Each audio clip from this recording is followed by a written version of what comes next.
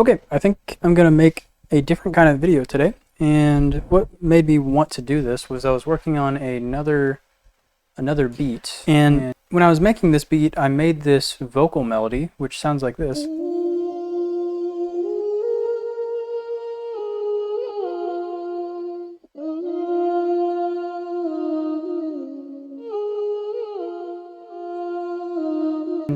I made this with my own voice, like I recorded in my own vocals and then did a bunch of stuff to it, put a bunch of effects on it, and turned it into this. And so I wanted to make a video today, kind of showing the process for how I did that.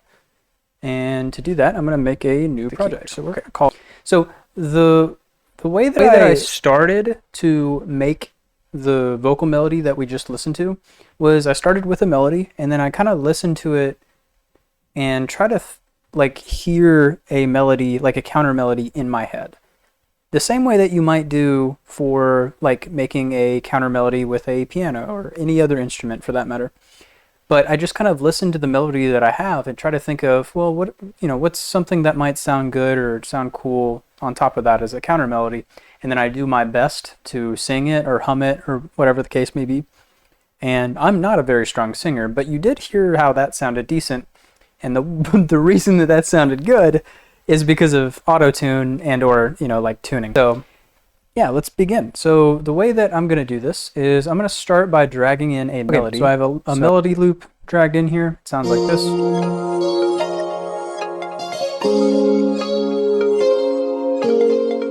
Okay, and then once I have a melody in, I'm going to obviously start thinking about, what kind of counter melody might sound good on it. But what I'm going to do to set up my vocals is I have a vocal chain I like to use. And on this vocal chain, I have an EQ, which kind of rolls off the lows a little bit. Probably don't need to roll them off that much. This is specific to my voice, which is why I have it rolled off as much as I do. So I'm rolling off some of the lows, boosting some of these other frequencies, cutting a frequency here where on my personal voice tends to have some sibilance in this little range here at 7200. And then I have a patcher preset, which is called the vocal writer, which the vocal writer just makes sure that the vocals that are coming in are all around the same level consistently. I have pitcher, which I don't tend to use when I'm recording in. I tend to put pitcher on later, but I have this just in case I want it.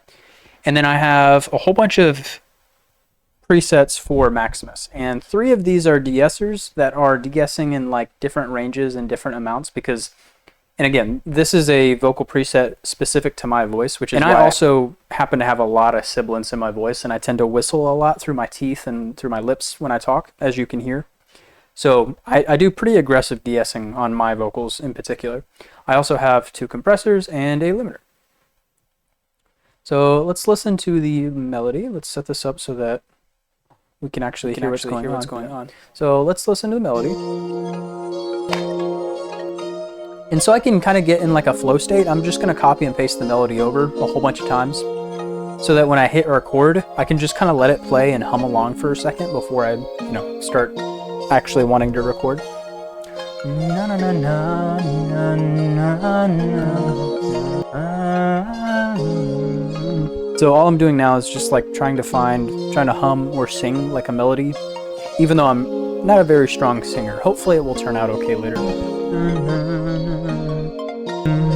Okay, I think I want to record in like just a hum note. So let me try to make it easier for me to hit the right note. I'm going to lay down a piano, and I'm just going to lay down one singular note. It's going to be F, 16 bars long. So the 1, the 5, the 9, 13.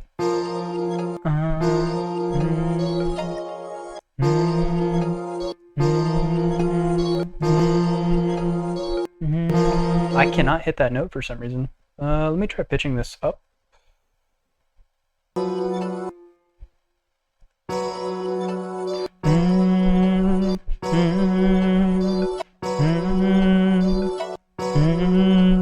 I'm trying to tune my voice to try and make sure that I'm going to hit the right note.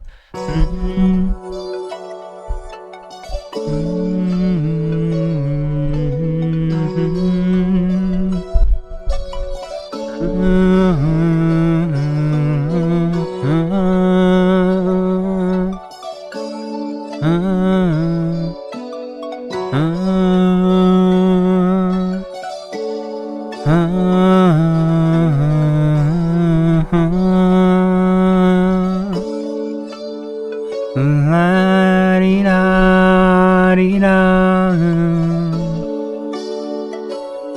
na na.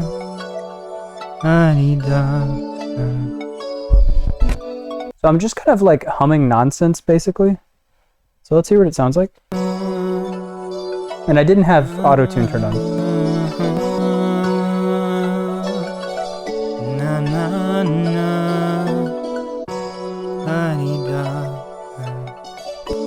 Okay, so I'm going to cut off this little last part here. I think I'll cut that off as well. Okay, so I have essentially what I recorded in unchanged. I just cut off a little bit on the end there. So what I'm going to do now is I'm going to line up what I hummed and or sang in a way that makes a little bit more sense for the melody that I have going. So in this case, if we just let the melody play,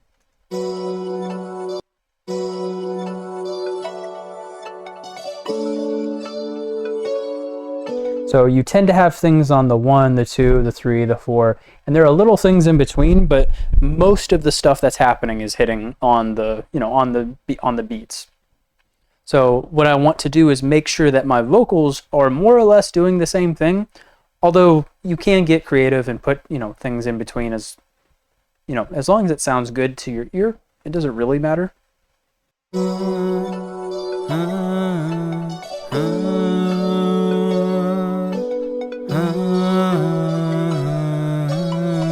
I can hear I got a little bit flat there. So like right here. Like right there I got flat after this. I think flat is the right term. Correct me if I'm wrong. I don't actually know if flat is the right term to use there. I know the note that I'm hitting is not exactly correct is what I'm trying to say. I don't actually know if I was flat or if I was, what's the other word? Sharp? As you can tell, I'm not a classically trained musician. I know very little. So if you happen to know, I believe sharp is like, it means it's up a semitone and flat means it's down a semitone. Correct me if I'm wrong down in the comments, please. I'm just a little off there. It's bothering me.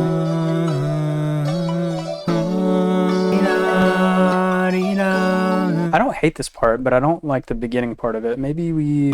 Okay, I want to stretch this one out a little bit so that it lines up better with the grid. Okay, I didn't really like this part that I hummed.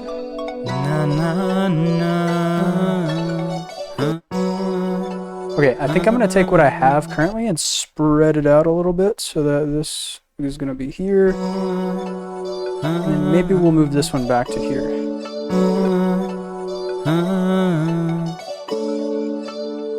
Okay, so what I'm going to do now is I'm going to pitch it up an octave,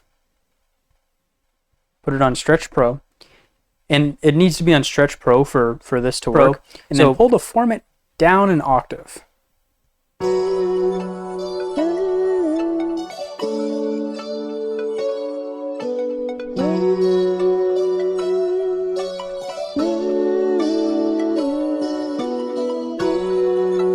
So pitching it up an octave on its own is obviously going to make it an octave higher. It'll sound like this. It's like chipmunky.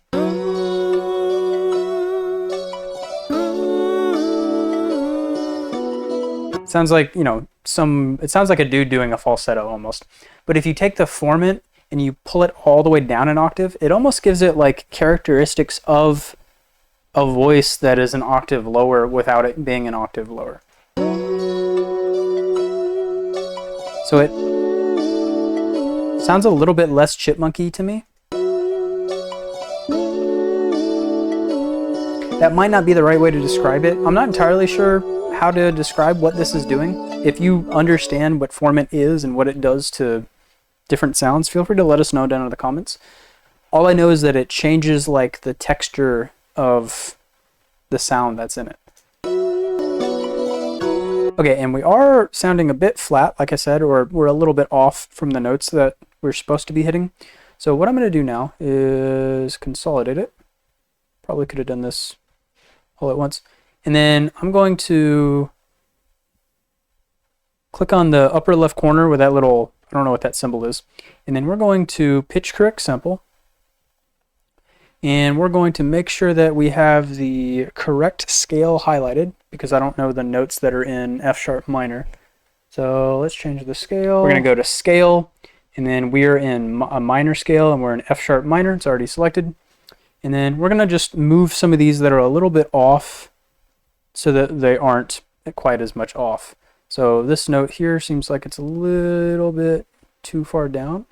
Bring it up.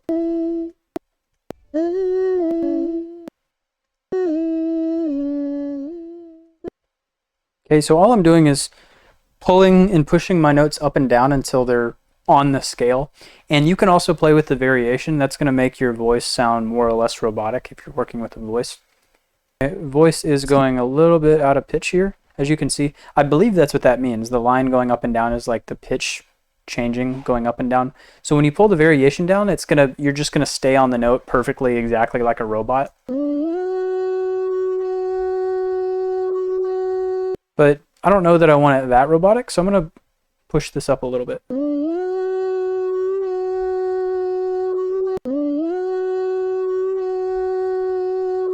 Okay, so once we've made the changes that we want, I'm gonna drag this, so hover over this, it'll say drag selection, click and drag it onto the playlist.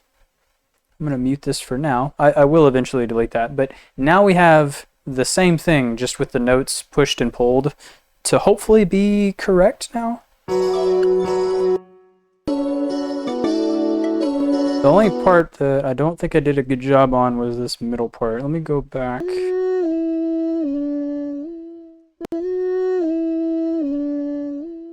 Okay, I'm playing with the center knob, which I believe, I could be wrong about this, but it seems like if you have it all the way on, it's going to like perfectly center your like notes like right on the note. And so if you have it like partially mixed on, it won't be right on it, I believe. All right, let's drag this one in and see if it sounds better. Yeah, there we go. Okay. Okay, so now what we're going to do is now I have like some kind of humming or some sort of, you know, vocal melody thing going on. Let me fix this because this sounds like it's kind of like poppy almost. Now what I'm going to do is start putting a whole bunch of effects on it. Okay, so something I've been doing a lot recently is when I want to put effects like reverb, delay, chorus, and that sort of thing, what I like to do is I like to have a peak controller on that thing first, and then have those things get triggered by the peak controller. So let's open up effects peak trigger. So I have a fruity peak controller and then some effects, and sometimes I use some of these effects, sometimes I add more. It just kind of depends on the track. The way it is now, nothing's really happening. But what I'm going to do is take each of these effects and have it be triggered on by the sound itself, so that it turns on when the sound is on and then off when the sound is off. So I'm going to right click here, link to controller, and then hit Fruity Peak Controller Peak. And as you can see, it's the effect peak controller, so it's the one that I have selected. Hit accept. And then what's going to happen is based on these settings over here, because I have it set for the peak thing, whatever it is, it's going to turn on, like as it detects it. So it's adding chorus like as it detects sound, but then it's like turning it off and down as it detects less sound. And you can play with these settings. And I'm going to do the same for this. So let's link this one as well. And it's really cool with delay because it gives it a lot of delay in short bursts, and even you can hear it even quite a bit there, and then it almost like cuts out entirely. It's kind of an interesting effect. And one thing I'm going to go ahead and put on is auto-tune, or in this case, pitcher. Oh, that's the wrong key. I was like, why does that sound bad? It's the wrong key, that's why. And you can put it on fast if you want, but it's going to sound a little bit more robotic that way. or it can. I tend to like to have it be a little bit more subtle.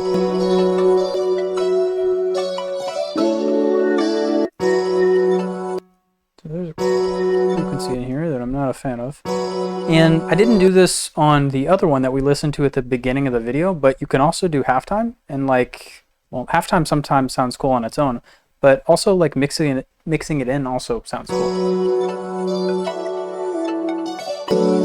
In this case, I'm not really a fan of how that sounds, so I'm going to take that off. Let's try gross beat just to see if it sounds cool.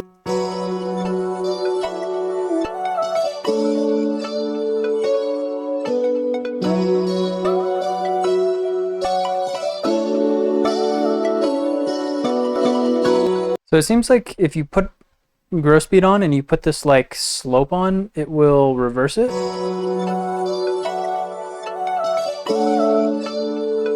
I think that's what it's doing.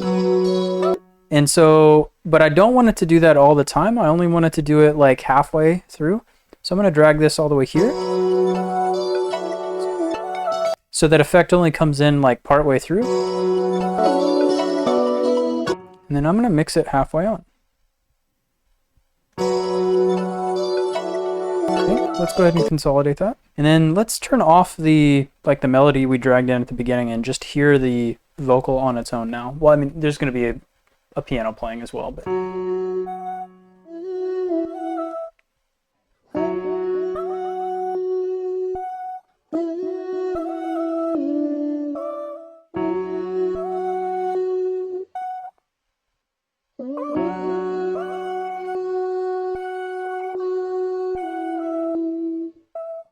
So yeah, there are little like pops that are in there because of the gross beat, I believe. So if we want, we can go back, and I believe there's a pop or a click there. So what I'm going to do is fade the volume there, and hopefully that helps.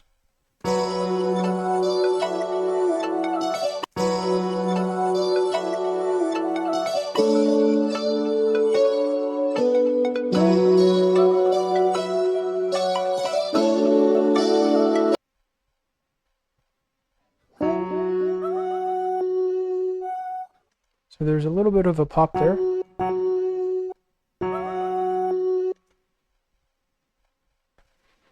So yeah, it seems like it's only on like the transitions. Okay, so here is what the vocal melody sounds like now.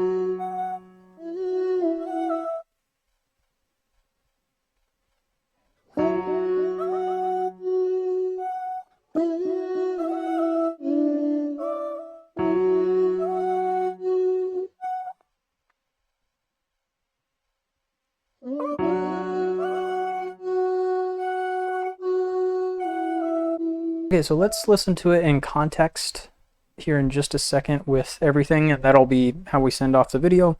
But if you have any questions about any part of the process, or if you have suggestions for anything you want to see in the future, feel free to let me know down in the comments. But yeah, let's hear what it sounds like in context.